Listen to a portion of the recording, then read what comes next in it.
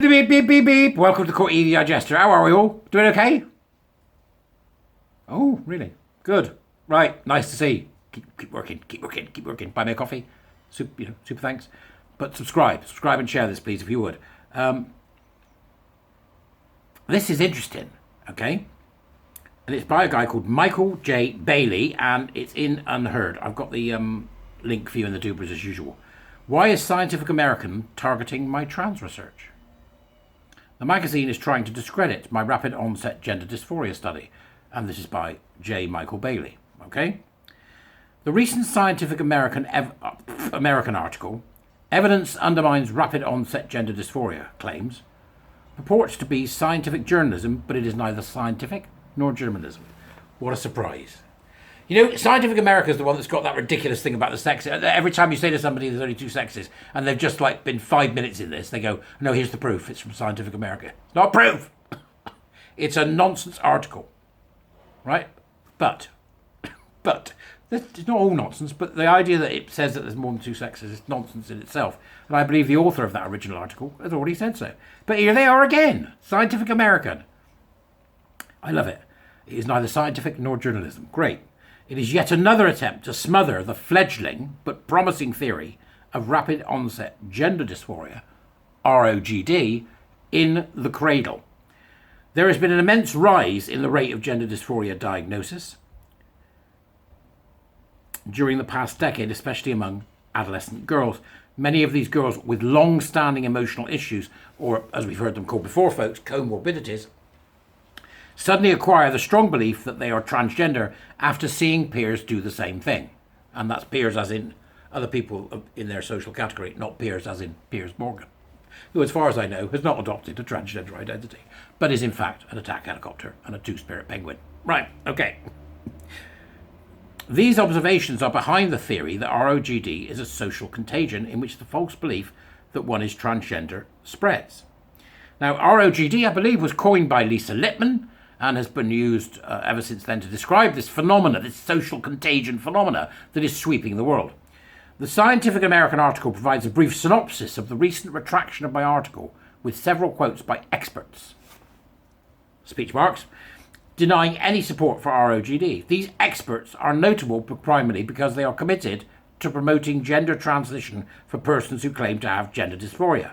None have conducted research relevant to ROGD, and no research was reviewed in the article. It was the same with the usual butchers and nonsense merchants in the article, the original one, right?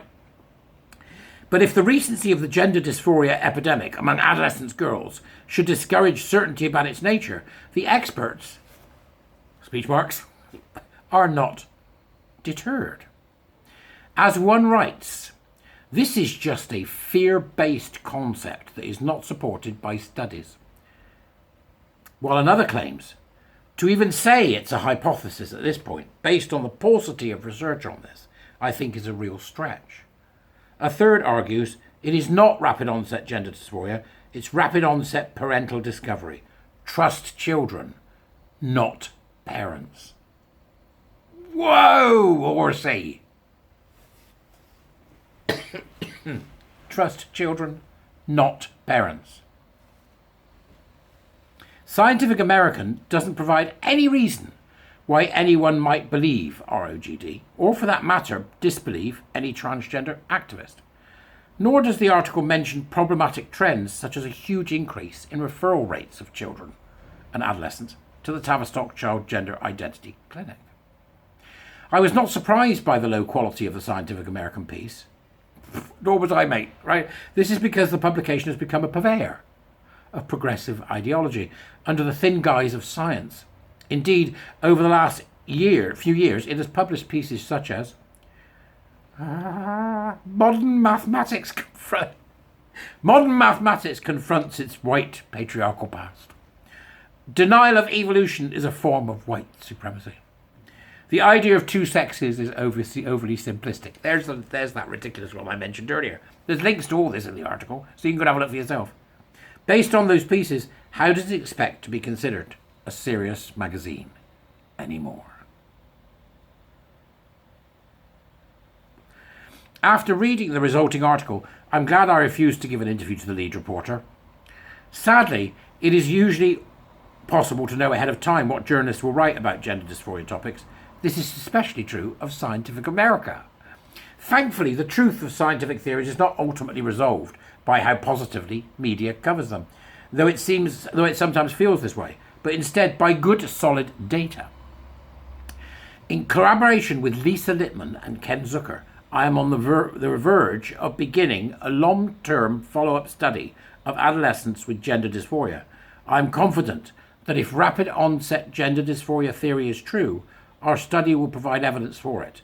And if rapid onset gender diversity is false, we will find evidence against it. That is how science works. It's a very short and to the point article about a very serious subject, and I think it's one worth praising. Every time something comes up or there's some serious work being done in the field and it starts to butt up against the ideologues, particularly those that are mentioned in the original article that is being talked about here, you see them respond in the same way. They try to discredit. And they use weasel words, you know? They use weasel words. We've seen this before with the likes of nutters on Twitter. Who's that bloke? Turban. Doesn't he do stuff like this? I don't know. If I'm wrong, let me know. But I think there's a guy called Jack Turban. He's a bit of a how's your father, and he just puts up rubbish, right? So we're beginning to discover that actually none of this has got any veracity. And it's not like it's new. John Hopkins knew this in the 70s. John Hopkins knew. So we know that this is a problem that needs to be addressed. But what's interesting there is the attempt to discredit. You see? This happens all the time. It doesn't matter who you are. There's the attempt to discredit you and to ensure that you can't continue. What will probably happen is if they come up with anything and try and get any funding, I imagine they'll go after their funding. Because I can't see it. If it's in the UK, for example, I mentioned there the Tavistock Clinic. If this is in the UK, we've now got a situation where EDI is strangling academic funding, particularly in the sciences. Right? So if EDI is strangling academic funding, and they go in and say, here's what we're going to do our study about, and they go, hang on a minute. If the ideologues have got their hands on the funding, hang on a minute. What do you mean, hang on a minute? Well, can't do that. Why not? Mm-hmm. No, that's untouchable. You can't do that. Really? Why? Well, no, priestly class. Don't question them. I've always said it and I'll say it again to all of you, including me, because I have to remind myself, we have to constantly ask ourselves, are we the bad guy? Are we the bad guy? If you haven't got doubts, then you've got to be careful. You've got to have doubts. Are we the bad guys? And secondly, we have to say to ourselves that never put down to wickedness that which we can put down to stupidity, and stupidity is by far the most dangerous force on the planet. So despite everything we've seen, despite all of the, not data, but all of the information that currently exists, it's not been crystallized into a scientific certainty yet. Well, strange thing to say, scientific certainty, because there's always more. The science never really ends. Scientific certainty, all that we've seen, all that we've got in the cultural sphere, anecdotal or otherwise, about how dangerous this is and what it's doing to people, they still double down. They still double down. They have to still double down because they have no longer got anywhere to go. See you later.